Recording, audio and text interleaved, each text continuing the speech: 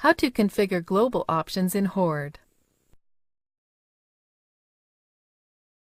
This tutorial assumes you've already logged in to Horde webmail. Now let's learn how to configure our global options. Click the Options icon here. This is the Options page. There are many different options that can be configured here. Let's take a look at a few of them. Click the Personal Information link. Enter identity's name here. Enter your full name here. Enter your email address here. Click Save Options. Click the Locale and Time link.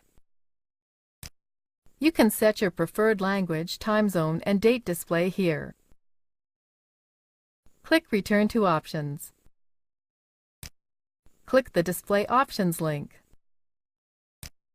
There are several display options here we can set, including the color scheme and menu mode display. Click Return to Options. Click here to return to the main page. This is the end of the tutorial. You should now know how to change several of the global options in Horde.